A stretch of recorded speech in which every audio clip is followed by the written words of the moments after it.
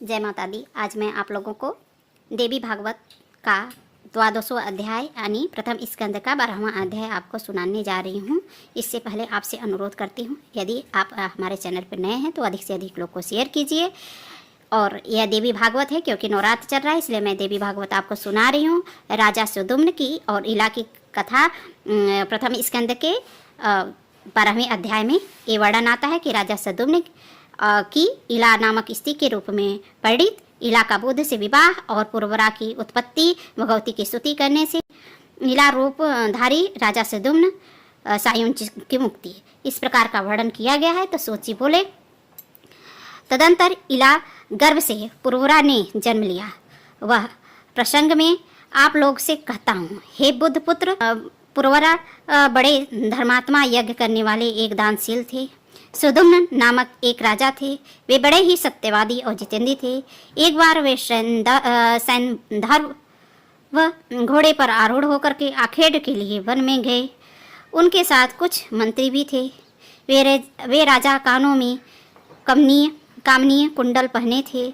आज गौ नामक पुरुष तथा बाणों से भरा हुआ अद्भुत तरकस धारण करके उस वन में भ्रमण करते हुए हिरण, खरगोश, सुअर, गैंडों, गवय, सांभर, भैंसों, वन मुर्गों को मारते हुए तथा यज्ञोपयोगी अनेक वन पशुओं का वध करते हुए राजा सुदुम्न कुमार नामक वन में पवित्र हुए।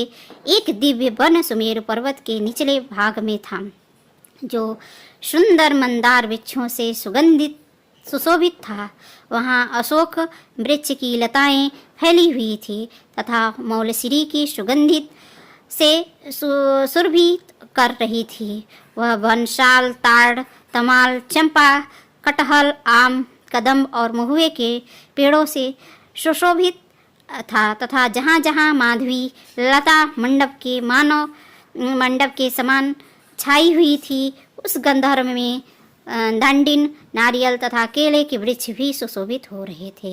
वह वन जूही, मालती तथा कंद की पुष्पित लताओं से चारों ओर से घिरा हुआ था। वहाँ हंस और बत्तख विचरण कर रहे थे। बांस एक दूसरे से रगड़ खाने के कारण हवा में मधुर ध्वनि कर रहे थे तथा वहाँ भ्रमरों की मधुर गुंजार वन प्राप्त को गुंजित कर रही थी। इस प्रकार वह मन सब प्रकार से सुखदायक था। कोयलों की ध्वनि से मंडित तथा पुष्पों से युक्त वृक्षों को देख करके अनुचरों के साथ राजा सुदुम्न अत्यंत प्रसन्न हुए। महर्षि सुदुम्न ने वहां प्रवेश किया और उसी क्षण वे स्त्री के रूप में परिणित हो गए। उनका घोड़ा भी घोड़ी के रूप में हो गया। इससे वे राजा चिंता में पड़ गए।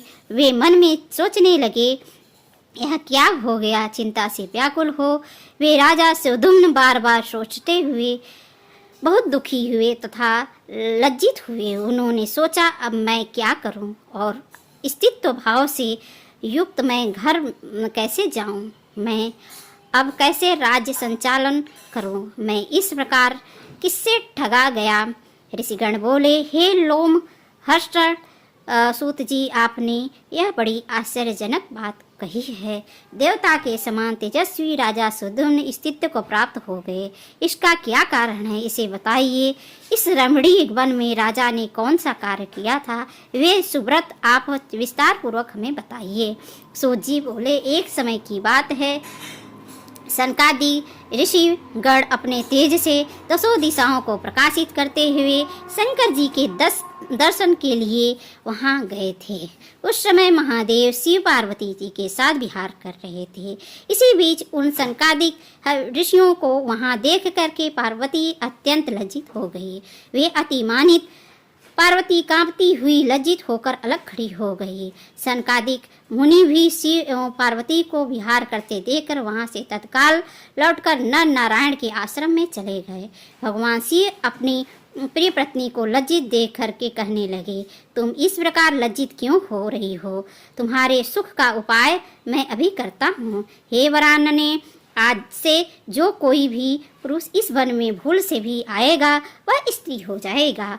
उन शिव जी के वन का जो ऐसा श्राप दे दिया, उसे जो कोई भी उस दोषपूर्ण वन का पूर्णत परित्याग कर देता है, वे सुदुम्न भी अज्ञानवश सजियों के साथ उस वन में चले गए, जिससे वे अपने संजीव आदि सहित स्त्री हो गई। इसमें शंका का कोई कारण नहीं है। चिंताकुल होने के कारण राजा सुदुम्न लज्जावश घर नहीं गए। उस वन प्रदेश से बाहर इधर उधर घूमने लगे। स्थित्व प्राप्त होने पर उस महात्मा का नाम इला पड़ गया। इस प्रकार स्थित रूप में घूमते हुए एक दिन चंद्रमा के युवा पुत्र बुद्ध ने उनकी भेंट हो गई। अनेक स्त्रियों के साथ भ्रमण करते हुए उस भावमयी युवती रमप्पी को देख करके चंद्रमा के पुत्र भगवान बुद्ध उस पर मोहित हो गए। वह रमणी भी उस चंद्र पुत्र बुद्ध को अपना पति बनाने के लिए आकुल हो गई। इस प्रकार परस्पर अनुराग के कारण कुछ दिनों बाद उन दोनों का यह सहयोग बन गया। उस चंद्रमा पुत्र बुद्ध ने इला के गर्भ से पुरुरवा नामक श्रेष्ठ चक्रवर्ती पुत्र को उत्पन्न किया। पुत्र को जन्म देकर वह इला वन में ही रहने लगी तथा चिंतातुर हो उसने अपने कुलाचार्य मुनिश्रेष्ठ वशिष्ठ का स्मरण किया। इला के स्मरण करते ही वशिष्ठ जी वहां आए। सुदुम्न की यह दशा देख करके उन्हें बड़ी दया हो आई।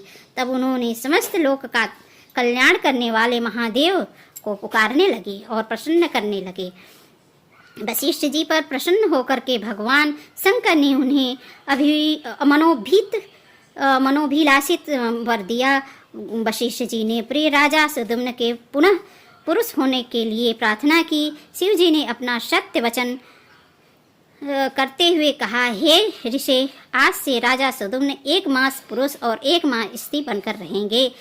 इस प्रकार वरदान पाकर राजा सुदुम्न पुनः अपने घर आ गए और परमात्मा वहां वशिष्ठ जी की कृपा से राज्य करने लगे।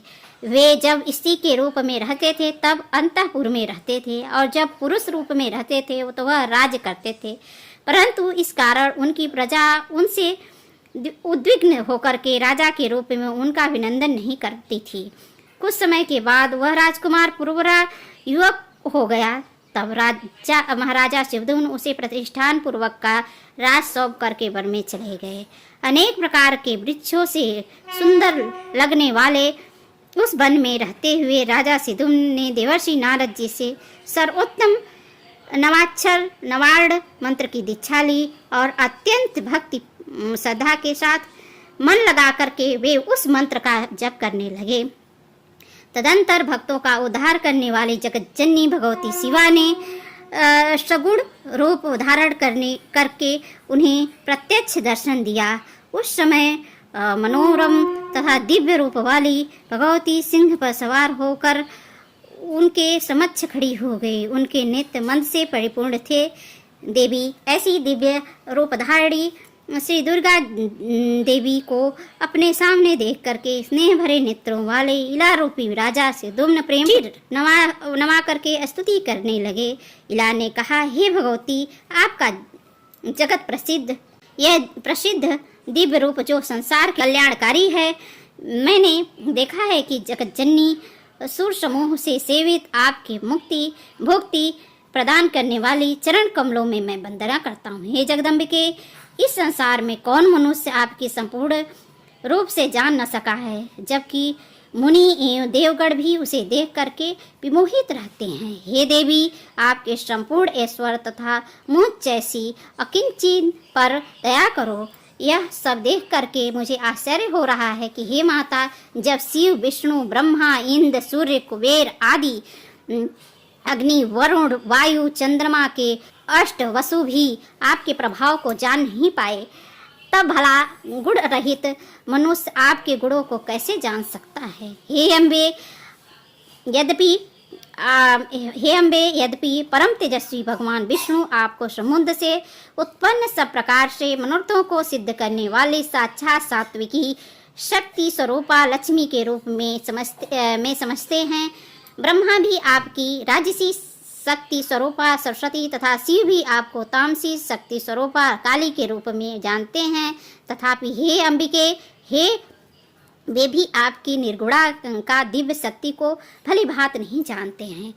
हे भवानी, कहाँ तो अत्यंत मंद बुद्धि मैं और कहाँ मुझ पर अमित महिमा वाली तथा अमोघ प्रभाव वाला आपका अनुग्रह। मैं आपके करुणिक चरित्रों को जानती हूँ, जो भी आप भक्तिपूर्वक युक्त सेवकों पर सर्वदा दया करती है। यद्यपि कमल वन में वास करने वाली कमला होकर आपके भगवान विष्णु को पति के रूप में वर्ण किया है।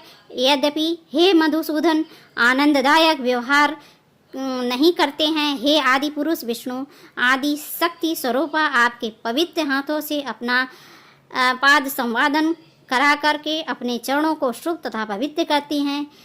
वे पुराण पुरुष भगवान विष्णु भी प्रसन्न होकर के आपके चरणों का आघात वैसे ही चाहते हैं जैसे अशोक वृक्ष अपनी वृद्धि के लिए चाहता है। हे सुंदर चरित्र वाली देवी, आप विष्णु के विशाल शास्त्र एवं भूषणों से सुशोभित विभूषित वक्ष स्थल रूपी शैया पर सर्वदा निवास करती हैं। उस समय ऐसा जान पड़ता है मानो सुंदर शाम मेघ में बिजली चमक रही है। तब वे जगदीश्वर होते हुए भी क्या आपके वाहन नहीं बन जाते? हे अम्बे, यदि क्रोधित होकर आप उनको त्याग दे तो भगवान विष्णु अमोजित और शक्तिहीन होकर के कुछ नहीं कर पाते, क्योंकि लोक में भी देखा जाता है कि श्रीहीन गुण रहित तथा उदासीन पुरुष को भी उनके कुटुंबी जन भी त्याग देते हैं।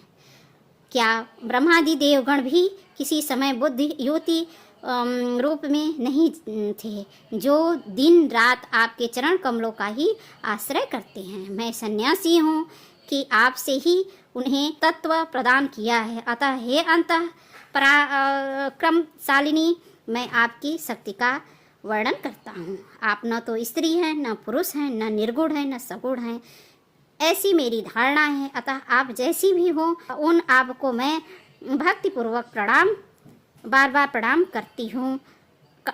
आप माता तो हैं ही, मेरी प्रार्थना स्वीकार करती हैं। आप में मेरी अचल भक्ति बनी रहे। सूत जी बोले। इस प्रकार स्तुति करके राजा सिद्धूम ने उनके शरणागत हुए और भगवती ने भी अत्यंत संतुष्ट होकर उन्हें अपने सायुज्य मुक्ति प्रदान की। तब उस देवी की कृपा से सिद्धूम्न ने मुनियों के लिए भी अति दुर्लभ शाश्वत परम पद प्राप्त किया। यह तो था श्रीमद् देवी भागवत का 12वां अध्याय। अब आपको 13वां अध्याय सुनाऊंगी, जिसमें आएगा वर्णन होगा राजा पुरोरा और उर्वशी की कथा आएगी, तो उसका आप जरूर आनंद लीजिएगा। जय श्री कृष्णा, राधे राधे, जय माता दी।